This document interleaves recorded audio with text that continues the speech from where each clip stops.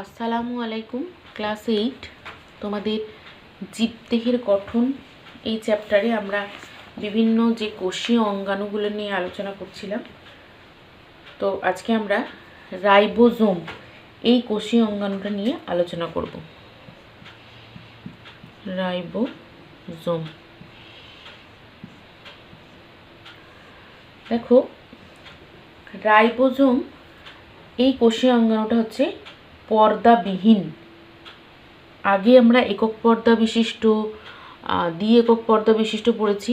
Ribosome আবার কেমন অঙ্গাণু? পর্দাবিহীন কোষীয় অঙ্গাণু। পর্দাবিহীন অঙ্গাণু। এই রাইবোজোম কোষীয় অঙ্গাণুটি কোন বিজ্ঞানী প্রথম আবিষ্কার করেন? না, বিজ্ঞানী প্যালাডি। বিজ্ঞানীর নাম হচ্ছে প্যালাডি। ইনি 1955 সালে এটি প্রথম রাইবোজোম নামকরণ করেন। তো এই রাইবোজোম কোথায় অবস্থান করে? না, সাইটোপ্লাজমে ছড়িয়ে ছিটিয়ে বিক্ষিপ্তভাবে অবস্থান করে এবং কোনো কোনো কোষীয় অঙ্গাণুর ভিতরেও থাকে। মেনলি এটা কোথায় থাকে বলছি?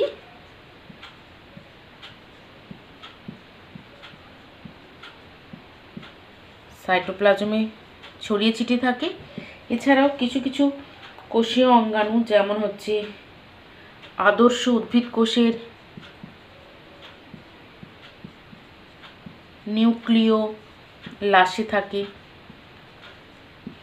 নিউক্লিয় পর্দায় থাকে,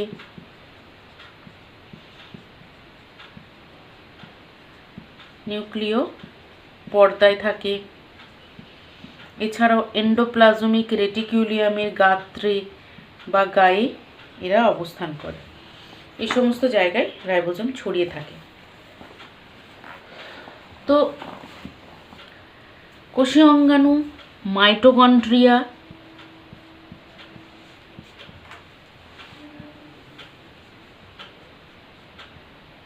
ক্লোরোপ্লাস্টিড,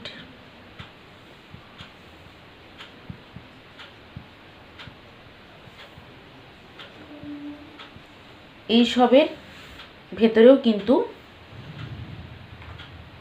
রাইবোজোম দেখতে পাওয়া যায়।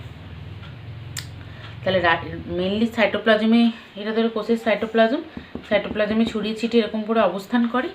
এছাড়াও কোষের মধ্যে যে নিউক্লিওলাস থাকে, সেই নিউক্লিওলাসের মধ্যে থাকে, নিউক্লিয় পর্দাতে থাকে। এন্ডোপ্লাজমিক রেটিকুলিয়াম পড়তে গিয়ে আমরা RER ACR পড়েছি। রাফ এন্ডোপ্লাজমিক রেটিকুলিয়াম, মসৃণ এন্ডোপ্লাজমিক রেটিকুলিয়াম, তাই না? তাছাড়াও মাইটোকন্ড্রিয়া, কোষের যে অঙ্গাণু, মাইটোকন্ড্রিয়ার ভেতরেও থাকে এবং কোষীয় অঙ্গাণু ক্লোরোপ্লাস্টিডের ভেতরেও রাইবোজোম দানা ছড়িয়ে ছিটিয়ে থাকে। তো এর গঠন এবং কাজ একটু আমরা জানবো খুব ছোট্ট করে। রাইবোজোম হচ্ছে, এর গঠনটা খুব সিম্পল। মানে তোমরা যেহেতু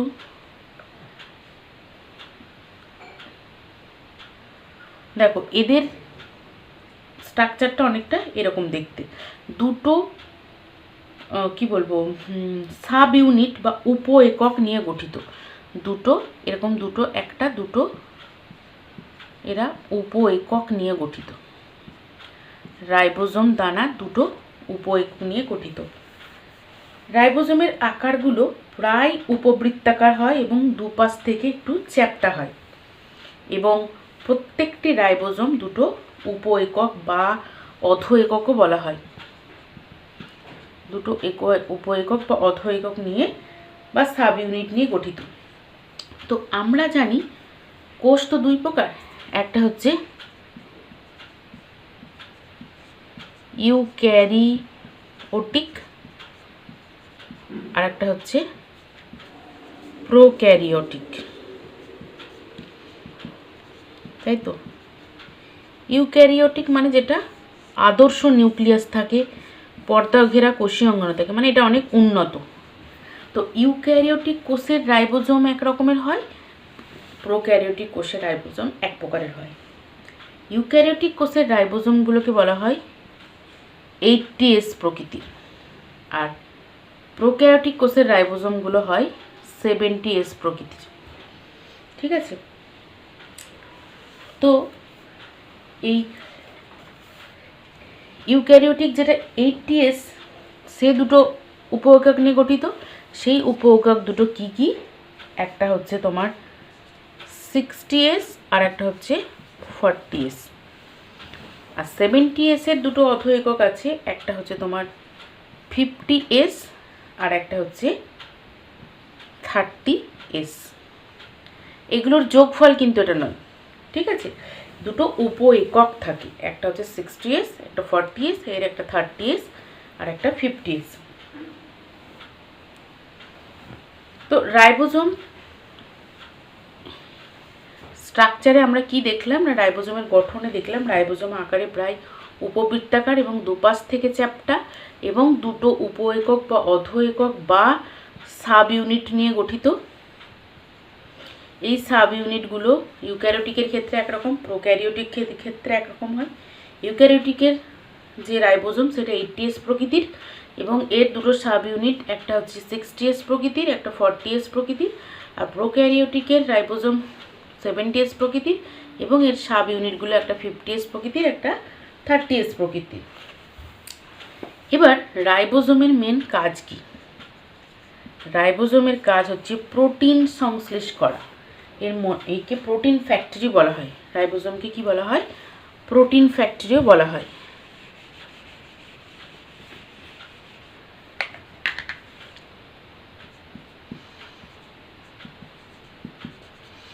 প্রোটিন ফ্যাক্টরি কেন কি? এই প্রোটিন সংশ্লেষে সাহায্য করে। এই সংশ্লেষিত প্রোটিন কোষের ক্ষয়পূরণ এবং নতুন কোষ তৈরি করতে সাহায্য করে। কোনো কোনো সময় এই প্রোটিন কোষের বাইরে বেরিয়েও কাজ করে থাকে। তাহলে রাইবোজোমকে প্রোটিন ফ্যাক্টরি বলা হয়, কারণ এর মেন কাজই হচ্ছে প্রোটিন তৈরি করা, প্রোটিন সংশ্লেষ করা বা প্রোটিন তৈরি করা। তাহলে রাইবোজোম হচ্ছে পর্দাবিহীন কোষীয় অঙ্গাণু, যার অবস্থান এরকম, গঠন এরকম, আর কাজটা হচ্ছে প্রোটিন তৈরি করার। এই জন্য একে বলা হচ্ছে প্রোটিন ফ্যাক্টরি। এরপরে তোমাদের আরেকটি কোষীয় অঙ্গাণু সম্পর্কে আছে, সেটা খুব ছোট করে রয়েছে, সেটা নাম হচ্ছে, কিছু জানার দরকার নেই অতটা, সেন্ট্রোজোম। সেন্ট্রোজোম যেহেতু সিলেবাসে নেই, সেন্ট্রোজোম সম্পর্কে শুধু জেনে রাখো। এটা প্রাণী কোষে থাকে, এটাও হচ্ছে কি পর্দাবিহীন কোষীয় অঙ্গাণু। আর এর কাজটা জেনে রাখো না, প্রাণী কোষে যেহেতু থাকে সেজন্য প্রাণী কোষ বিভাজনের সময় এই অঙ্গাণু সাহায্য করে। প্রাণী কোষ বিভাজনে অ্যাকচুয়ালি বেমতন্তু গঠনে সাহায্য করে। তাহলে এর কাজ হচ্ছে কি না, প্রাণী কোষ বিভাজনে সহায়তা করে। এইটুকুই জেনে রাখো, কারণ সেন্ট্রোজোমের স্ট্রাকচার তোমাদের নেই। তাহলে সেন্ট্রোজোম এটাও একটা কোষীয় অঙ্গাণু, যেটা শুধুমাত্র প্রাণী কোষে থাকে। এটা একটা পর্দাবিহীন, তাহলে পর্দাবিহীন দুটো পেয়েছি, একটা হচ্ছে তোমার সেন্ট্রোজোম আর একটা হচ্ছে তোমার রাইবোজোম। এর কাজ কি? প্রাণী কোষ বিভাজনে সহায়তা করা। এবার আমরা উদ্ভিদ কোষ সম্পর্কে একটু জানব।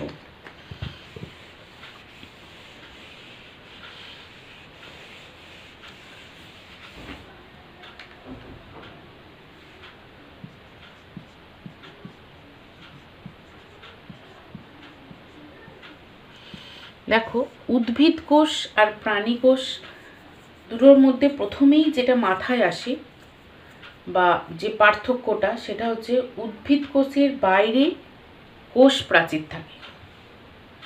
উদ্ভিদ কোষের বাইরে কি থাকে? মানে ধরো উদ্ভিদ কোষগুলো মোটামুটি এরকম দেখতে হয়।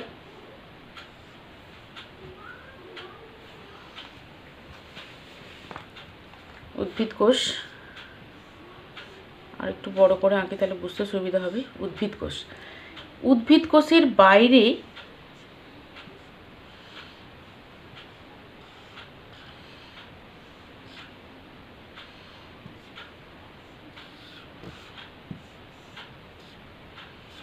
আরেকটি আবরণ থাকে, এটাকে বলা হয় কোষ প্রাচীর। আর ভেতরের যে পর্দাটা এটার নাম হচ্ছে কোষ পর্দা।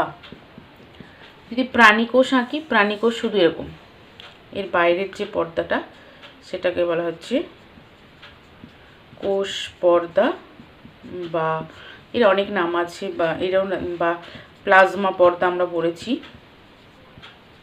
তাই না? কোষ পর্দা বা প্লাজমা পর্দা বা প্লাজমা মেমব্রেন। তাহলে উদ্ভিদ কোষের বাইরে আরও একটি আবরণী থাকে। এটাই উদ্ভিদ থেকে প্রাণী কোষের মেন পার্থক্য, যে উদ্ভিদ কোষের বাইরে কোষ প্রাচীর থাকে, কিন্তু প্রাণী কোষের বাইরে কোনো কোষ প্রাচীর থাকে না। কেন কোষ প্রাচীর থাকে?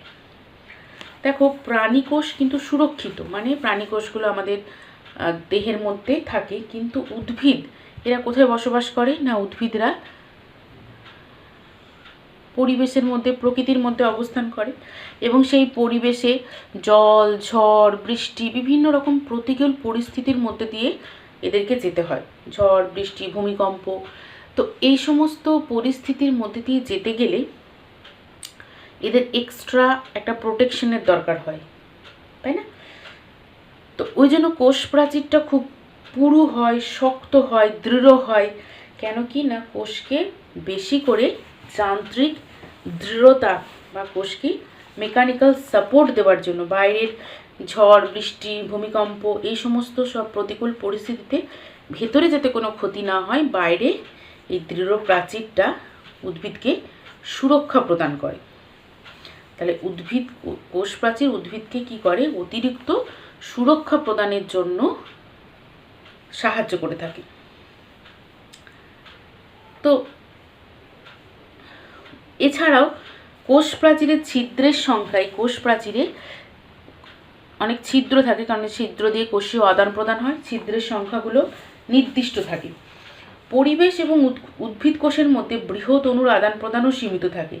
কেন কি, কোষ প্রাচীরের যান্ত্রিক দৃঢ়তার জন্য বাইরে যে লঘু স্মারক দ্রবণ থাকলেও উদ্ভিদ কোষ সহজেই বেঁচে থাকতে পারে। এই কোষ প্রাচীরে রাসায়নিক গঠনের পার্থক্যের জন্য উদ্ভিদের কোনো অঙ্গ নরম, মাঝারি, শক্ত, দৃঢ় হয়ে থাকে। তাহলে কোষ প্রাচীরের কাজ কি না, উদ্ভিদ এবং প্রাণীদেহের মধ্যে আন্তঃকোষীয় সংযোগ বৃদ্ধি, জলসাম্য বজায় রাখা, পুষ্টি, বংশবিস্তার, প্রতিরক্ষা, বাহ্যিক গঠনের পার্থক্য উদ্ভিদ ও প্রাণী কোষে থাকে। তাহলে কোষ প্রাচীরের কাজ যদি বলা হয় তাহলে বলবে উদ্ভিদকে যান্ত্রিক দৃঢ়তা প্রদান করে এবং উদ্ভিদকে অতিরিক্ত সুরক্ষা প্রদান করে এবং কোষীয় সংযোগ সাধনেও সাহায্য করে। এবার আমরা উদ্ভিদ কোষের আরেকটি টার্ম সম্পর্কে জানবো, যেটার নাম হচ্ছে প্রাইমর্ডিয়াল ইউট্রিকল।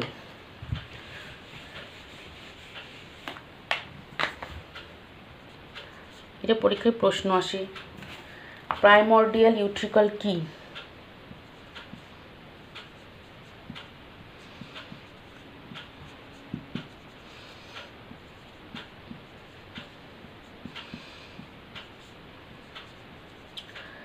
এই প্রাইমর্ডিয়াল ইউট্রিকল টার্মটা কি না, উদ্ভিদ এবং প্রাণী কোষের একটি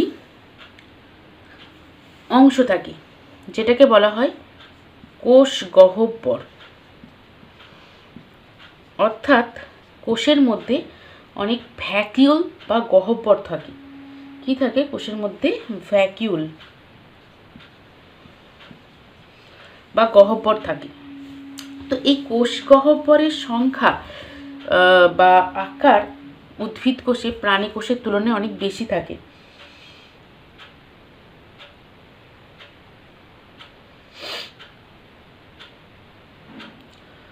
উদ্ভিদ কোষে এই কোষ গহ্বরগুলো অনেক বড় হয় এবং এই গহ্বরের বাইরে কোনো পর্দা থাকে না। গহ্বরের আকার ক্রমশ যখন বাড়তে থাকে তখন নিউক্লিয়াস সহ সাইটোপ্লাজমটা কোষ প্রাচীরের ভেতর দিকে কোষের পরিভিত্তিকে সরে যায় এবং গহ্বরকে বেষ্টন করে সাইটোপ্লাজমের এরকম বিন্যাসকে বলা হচ্ছে প্রাইমর্ডিয়াল ইউট্রিকল। মানে ধরো এটা একটা উদ্ভিদ কোষ, এখানে একটা নিউক্লিয়াস রয়েছে, এবং এখানে একটা গহ্বর রয়েছে। এই গহ্বরটার আকৃতি যখন বাড়তে থাকবে তখন কোষটার কি পরিস্থিতি হবে দেখো। এটা কোষ গহ্বরটা যখন বাড়তে বাড়তে অনেকটা বড় হয়ে যায়,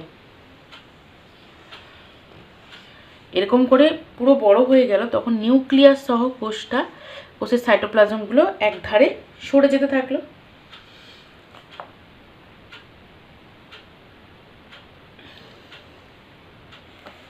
এই যে বিন্যাস,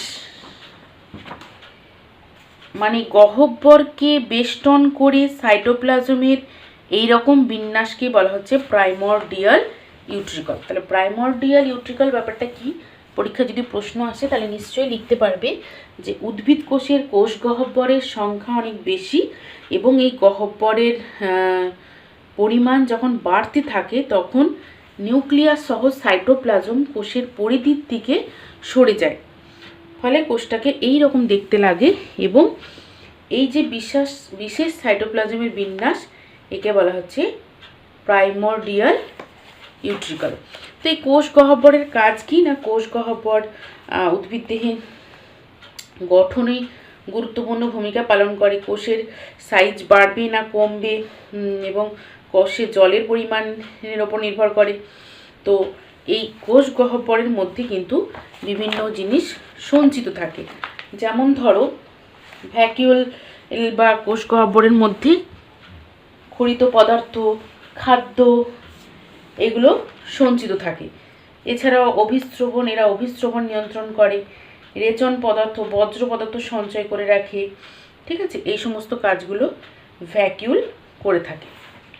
তাহলে কোষ গহ্বর সম্পর্কে জানলে, প্রাইমর্ডিয়াল ইউট্রিকল সম্পর্কে জানতে পারলে।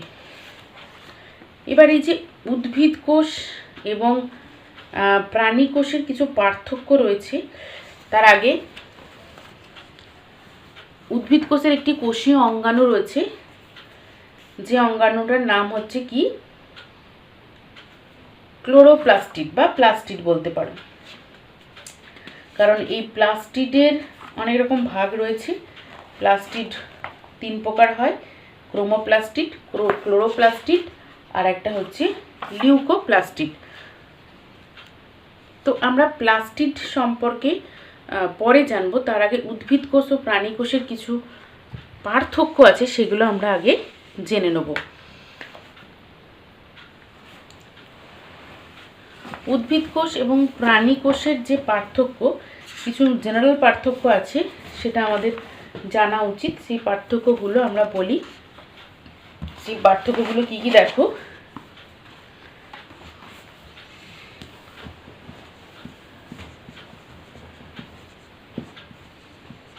উদ্ভিদ কোষ আর প্রাণী কোষ,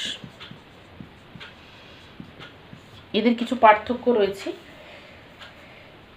যেমন একটু আগে আমরা জানলাম উদ্ভিদ কোষে কি থাকে, কোষ প্রাচীর থাকে। এখানে কিন্তু কোষ প্রাচীর থাকে না। উদ্ভিদ কোষে ক্লোরোপ্লাস্ট থাকে। উদ্ভিদ কোষে ক্লোরোপ্লাস্ট থাকে। ক্লোরোপ্লাস্টের স্ট্রাকচার আমরা এখনো পড়িনি। এখানে ক্লোরোপ্লাস্ট থাকে, এখানে ক্লোরোপ্লাস্ট থাকে না। উদ্ভিদ কোষে সেন্ট্রোজোম থাকে না। এখানে সেন্ট্রোজোম থাকে না, কিন্তু এখানে সেন্ট্রোজোম থাকে। এখানে লাইসোজোম সাধারণত থাকে না। এদের প্রাণী কোষে লাইসোজোম থাকে। হ্যাঁ, নেক্সট যে পার্থক্য সেটা হচ্ছে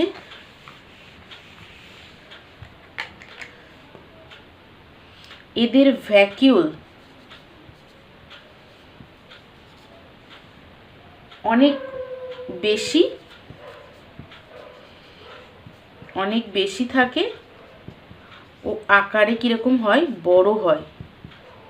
আর এদের সংখ্যাতেও কম। এদের ভ্যাকিউল সংখ্যায় কম এবং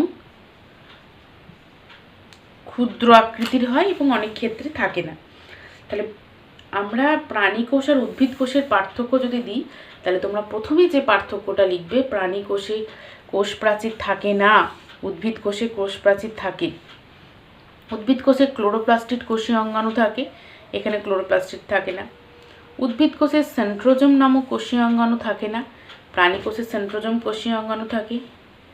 উদ্ভিদ কোষের লাইসোজোম কোষীয় অঙ্গাণু থাকে না, প্রাণী কোষের লাইসোজোম কোষীয় অঙ্গাণু থাকে। এছাড়াও উদ্ভিদ কোষের ভ্যাকিওল অনেক বড় বড় হয় এবং সংখ্যায় অনেক বেশি থাকে, তুলনায় প্রাণী কোষের ভ্যাকিওল সংখ্যায় অনেক কম এবং আকারেও অনেক ছোট হয়।